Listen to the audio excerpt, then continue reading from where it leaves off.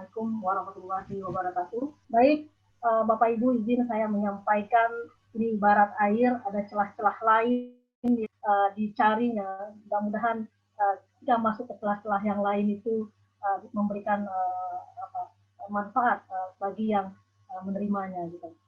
Jadi tadi para guru kita, para materi yang sangat kredibel gitu, telah memaparkan baik dari segi bagaimana merespon pandemi dan Merdeka Belajar ini itu lengkap, sangat lengkap sekali, mulai dari bagaimananya, kemudian apa yang dilakukan dan strategi kita. Nah, saya mencoba melihat dari perspektif bagaimana peran ilmu komunikasi ini dalam masa pendidikan Merdeka Belajar ini, dilihat dari tantangan dan peluangnya. Ketika kita menghadapi sebuah, ya kita sepakatlah bahwa wabah ini, pandemi ini, kita tidak berlarut-larut di situasi ini. Kehidupan harus tetap jalan. Perdagangan, perkantoran, apapun itu ya harus tetap jalan. Kalau tidak, kita akan ya kasarnya akan mati gitu. Nah, gitu pun dalam dunia pendidikan. Nah, sebelum kita melihat adanya tantangan dan peluang yang bisa kita bermain di situ, saya ya ini semua sudah sangat betul bagaimana dapur kita di ilmu komunikasi. Ketika kita menangkap sebuah peluang, tentu kita akan mengukur apa yang kita miliki. Gitu. Nah, tadi para narasumber sudah banyak berbicara bahwa komunikasi ini adalah ilmu yang betul-betul ada di segala bidang. Nah, saat ini kalau kitahnya atau basic ilmu ini sedang dinanti-nanti karena dia hadir di segala bidang, hadir di saat pandemi gitu. Nah, bagaimana kiprahnya tadi sudah banyak disampaikan oleh para narasumber. Nah, selain itu kita punya kekuatan Bapak Ibu, kita ada 100 ini data saya dapatkan 163 kampus yang menyelenggarakan baik jurusan dan prodi ilmu komunikasi baik universitas negeri dan swasta gitu. Nah, setiap tahunnya peminat itu sangat luar biasa. Setiap tahun itu 200% mahasiswa yang berminat untuk masuk ke ilmu komunikasi. Artinya apa? Ilmu kita ini betul-betul menjadi primadona. Nah, jujur di kampus kami pun peminat terbesar itu adalah jurusan ilmu komunikasi gitu. Sehingga orang akan sulit untuk masuk ke jurusan ini, dia harus mengalahkan ribuan yang ingin mendapatkan atau berkuliah di ilmu komunikasi. Di samping itu kita sudah sangat mengakui lah bagaimana kredibel dan popularitas sumber daya manusia dosen-dosennya. Nah, sarana prasarana yang lengkap, kita punya lab di dalam lab TV, radio, kemudian lab animasi, lab publicity, semua kita punya gitu. Dan yang paling mendukung itu kita punya jaring organisasi. Nah, mohon maaf kalau tidak semua saya masukkan di sini, ada SIPOM, Konsorsium, Persumas, Forum Komunikasi Pembangunan, ISKI, yang terbaru-baru ini MC3, jadi Master Collaboration, ada MC3 namanya. Nah, jadi artinya kita punya kekuatan yang besar yang ingin kita coba berkontribusi dalam situasi, baik situasi pandemi dan namanya atau untuk menyambut era yang akan datang. Nah, saya melihat bahwa tantangan masa pandemi ini tadi dua sumber sebelumnya sudah sangat fokus membahas tentang pembelajaran daring. Gitu. Nah, betul bahwa ya ini tidak hanya pandemi sebetulnya pembelajaran daring. Sebelumnya kita sudah diingatkan atau sudah diharuskan untuk blended learning. Jadi artinya perkuliahan atau pendidikan itu sudah harus mengakomodir penggunaan online media gitu. Nah, saat ini kita betul-betul 100% untuk melakukan itu. Nah, kalau sebelumnya kan 40 atau 60, nah masing-masing kampus punya kebijakan sendiri. Artinya, saat ini baik di level satuan pendidikan anak usia dini sampai sekolah SD, SMP, SMA, dan perguruan tinggi harus mau tidak mau harus menggunakan proses pembelajaran daring. Nah, tadi sudah disampaikan oleh narasumber sebelumnya juga. Nah, banyak kesulitan yang dialami dalam proses pembelajaran ini. Saya mencari hasil-hasil kajian atau riset, saya temukan bahwa UGM telah melakukan kajian terkait dengan pembelajaran daring ini, dan permasalahannya itu ya ditemukan dari aspek komunikasi. Kemudian juga ada riset yang dilakukan terbaru tahun 2020 oleh ini saya seperti di jurnal Agustin dan Aswa Sulasikin itu melihat bahwa di level sekolah maupun di perguruan tinggi kendala komunikasi ini menjadi kendala utama dalam proses daring. Nah, kalau ini menjadi sebuah persoalan, nah di mana ilmu komunikasi itu hadir?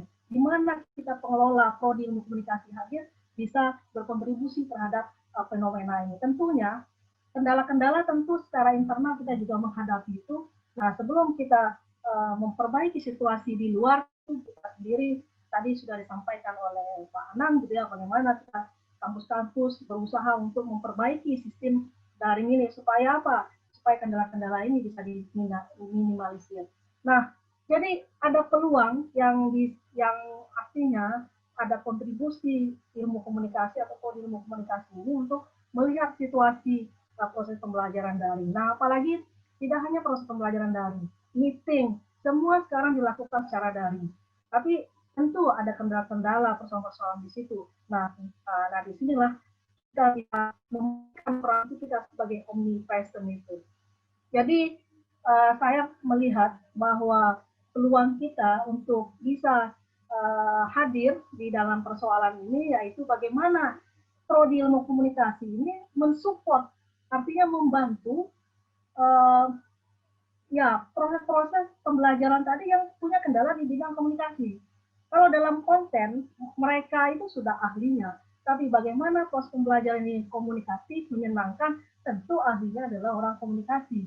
Nah, disinilah peran kita, bagaimana kita bisa mensupport apakah dalam penyiapan materi, nah kita bisa masuk untuk memberikan pelatihan atau edukasi. Selain tadi para guru kita sudah menyampaikan aspek yang sangat krusial sekali, peran kita bagaimana mengedukasi masyarakat untuk paham betul terhadap situasi-situasi saat ini yang informasi yang sangat luar biasa beragamnya. Nah, ada sisi lain inilah yang mungkin kita bisa intervensi di situ. Karena apa? Kita punya sumber daya yang luar biasa, dosen-dosen yang luar biasa berkualitas gitu. Para kalau kita lihatlah, kita betul-betul punya SDM yang luar biasa, para trainer, motivator, tidak hanya akademisi. Jadi ini kita intervensi di situ. Ya. Kemudian juga kita punya sarana prasarana sangat mudah. Kita misalnya mensupport penyiapan materi pembelajaran baik di internal kita, di lingkungan institusi kita maupun di luar. Karena kalau kita berbicara institusi pendidikan, ada yang levelnya sudah stabil, tinggi, sedang, menengah, dan rendah gitu. Nah ini kalau yang menengah, yang sedang di daerah itu mereka sangat butuh bagaimana edukasi pelatihan tentang penyiapan materi pembelajaran ini, baik di level pendidikan sekolah maupun perguruan tinggi. Karena kita punya sumber daya untuk mendukung itu. Jadi saya lihat ini sebagai sebuah berkah dan tantangan buat prodi kita dituntut untuk juga peduli dengan situasi itu. Nah, artinya ini kita juga memperkaryakan baik itu dosen-dosen maupun mahasiswa kita yang punya kompetensi, yang punya betul-betul kemampuan gitu. Nah, terkait dengan Merdeka Belajar karena ini ada karena ini juga sangat terkait. Saat ini kita dituntut untuk bisa artinya bisa mengadaptasi Merdeka Belajar ini. Kalau saya ketika saya baca panduan Merdeka Belajar perguruan tinggi itu saya belum menemukan kalau merdeka biaya SPP bagaimana gitu. Jadi haknya merdeka ini Pak Sukoya tidak hanya 8 poin ini saja gitu. Jadi mahasiswa juga harapan kita nggak tahu lah ke depannya apakah pendidikan kita dengan biaya mahal ini dengan high cost gitu ya, apakah merdeka juga masyarakat kita mungkin berikutnya akan kita harapkan betul. Jadi saat ini baru ya 8 poin ini. Nah, tadi sudah dijelaskan, digambarkan oleh para narasumber sebelumnya bagaimana Merdeka Belajar ini diimplementasikan di prodi kita. Jadi kalau kita lihat yang 8 poin ini, artinya mahasiswa kita itu dia akan berinteraksi dengan dunia kampus luar. Nah, karena kan bebas gitu ya untuk pergi atau mencari mata kuliah di luar kampusnya dan baik di dalam kampus maupun di luar. Artinya mereka akan menghadapi sebuah situasi ada lingkungan baru gitu. Tadi Prof. Lucy itu pakar di komunikasi budaya gitu. Ada culture shock yang akan mereka hadapi. Misalnya, mohon maaf, misalnya oke lah kalau kampus-kampus yang sudah eksis, universitas besar gitu, akan mudah mereka interaksinya. Tapi mohon maaf, mohon izin, di daerah berapa banyak kampus-kampus kita yang mohon maaf kualitas istilahnya kepercayaan diri mahasiswanya atau kompetensinya itu ya akan merasa apalah minder atau apa dengan lingkungan baru gitu. Nah, artinya mereka menghadapi situasi karena mereka punya challenge juga untuk bisa mengambil punya kebebasan, tapi bagaimana ini kita persiapkan di tataran internal kita gitu. Nah, apalagi era dunia tanpa batas ini 4.0 lah, society 5.0 gitu. Nah, kemampuan ini hasil kajian jurnal, hasil penelitian, bahwa kemampuan untuk menjalin kontak dengan lingkungan yang beragam tadi itu sangat mutlak diperlukan kemampuan komunikasi interpersonal khususnya. Jadi artinya apa Bapak Ibu? Kita menginginkan mahasiswa kita supaya adaptif terhadap perubahan lingkungan yang multikultural ini. Kita juga menginginkan mereka bisa mencari pengayaan-pengayaan di luar di luar kampus mereka, tapi apakah kita sudah menyiapkan mereka untuk bisa mampunya kemampuan adaptasi tersebut. Nah, ini saya termasuk yang salah satu yang ingin sekali di Universitas Andalas itu bagaimana kemampuan komunikasi ini menjadi mata kuliah yang wajib di universitas gitu. Nah, kita baru mampu membuat bagaimana di level fakultas baru, dan beberapa fakultas itu sudah menyadari pentingnya kemampuan komunikasi ini untuk mahasiswa mereka, makanya mereka memasukkan ke kurikulum mereka dan pengajarnya dari kami gitu. Nah, melalui konsorsium yang luar biasa punya kekuatan ini, kita punya harapan yang besar bagaimana bisa menginfuse atau mengintervensi, artinya kemampuan komunikasi ini masuk menjadi mata kuliah MKDU. Kenapa selain kewirausahaan, kemudian bahasa Inggris, bahasa Indonesia, itu menjadi mata kuliah wajib di semua mahasiswa. Padahal kalau kita lihat tren kebutuhan era sekarang, itu komunikasi selalu dikatakan. Apalagi output pendidikan kita itu kan salah satunya komunikasi. Selain kolaborasi, critical thinking, dan satu lagi apa lagi? Inovatif gitu ya. Nah, ini tidak dibuatkan satu mekanisme kurikulumnya, ya itu akan sulit juga karena bagaimanapun kajian-kajian saya tentang komunikasi pendidikan itu, nah ketika mereka diminta untuk mampu berkomunikasi, seorang guru lah namanya gitu, karena mereka nggak dapat ilmu komunikasi itu di perkuliahan. Jadi kayak semacam ini aja, kalau kita mau belajar, kita pandai bicara, itu sudah bagus, tapi yang knowledge, yang kompetensi betul ada dalam kurikulum itu nggak mereka dapatkan. Nah, jadi melalui konsorsium ini saya juga tidak tahu banyak bagaimana di kampus masing-masing apakah mata kuliah skill komunikasi ini masih jadi mata kuliah wajibkah atau sudah banyak yang menggunakan. Nah, kalau ini kita dobrak, artinya kita perhatikan, maka mahasiswa kita akan siap untuk memasuki Merdeka Belajar, mereka akan siap untuk memasuki dunia industri, dan tugas kita tentu kita akan bangga bahwa ilmu komunikasi itu hadir di segala bidang. Jadi saya berharap betul bagaimana konsorsium ini bisa mendorong terbentuknya knowledge management di kampus gitu ya.